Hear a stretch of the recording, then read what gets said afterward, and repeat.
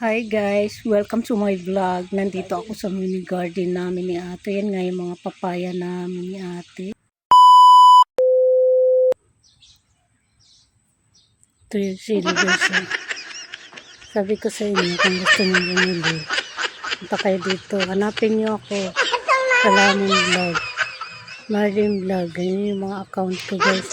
Mga static na account. Yan. Message nyo ako sa aking page. Oo. Message nyo ako dyan sa Kalamong Vlog, Marlin Vlog. Makikita ko yung mga message nyo dyan sa akin. Kung gusto nyo mag-order ng sili, order lang kayo dito. Murang-mura lang. Wala pa sa kalahating kilo. Piso nga lang ganito guys. Sabihin naman niya sa manunod. Mahal naman yung sili yung piso. O bakit pa? Sa palengke, makakabili ka bang piso? Wala, di ba? Sa palengke, wala kang mabibiling piso, isang piraso. 5 piso. 10 piso, 3 lang yan. O dito, piso, isa.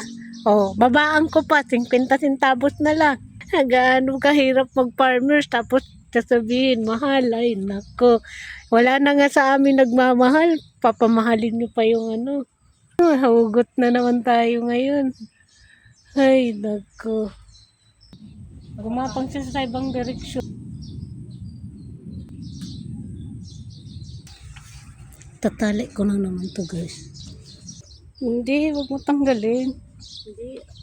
Ito ang buto ang dakula, te. Tama. Ba yan?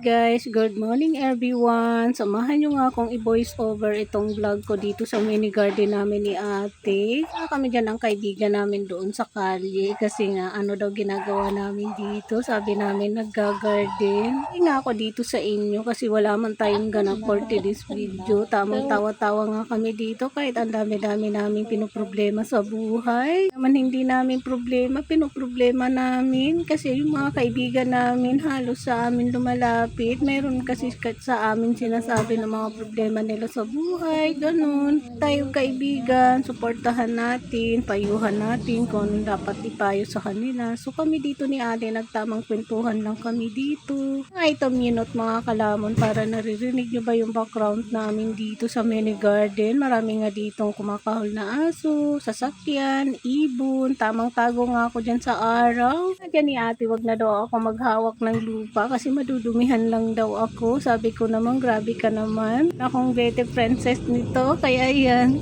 Tamang tuwad-tuwad na nga kami dito ni ate. Siya yung nagdadamo. Ako nakaupo lang sa tabi. Tingin lang ako sa kanya dito. Kasi ayaw naman nga akong padamuhin. Kasi nga daw madudumihan nga daw yung bete princess niya. Saris! May ko na naman nga kayo dito mga kalamon. Yun na nga si kalamon nyo dito. Wala na nga siyang magawa sa buhay niya. Tamang upo lang siya dito sa tabi habang tinitignan niya yung katandent niya dito. Kasi tayong mapuntahan mga guys. Natatakot na kasi akong lumabas ng kalye ba. Baka mamaya mabaril tayo dyan sa daan. Natatakot na ako. Ang dami na kasi nababaril ngayon ng mga kapwa vlogger natin. Nangyayari sa mundo natin mga guys. Wala na bang katahimikan? Dumadagdag pa tayo sa problema ng Pilipinas. Huwag na tayong dumagdag. Hindi na nga nasusolusyonan yung problema ng Pilipinas. Dumadagdag pa tayo sa problema nila. Magtulungan na nga lang tayo sa Pilipinas para matapos na yung problema natin ng mga corruption dito sa Pilipinas. So, ayun na nga guys. Tamang kaway ako sa inyo dyan kasi papasok na nga kami sa loob niya.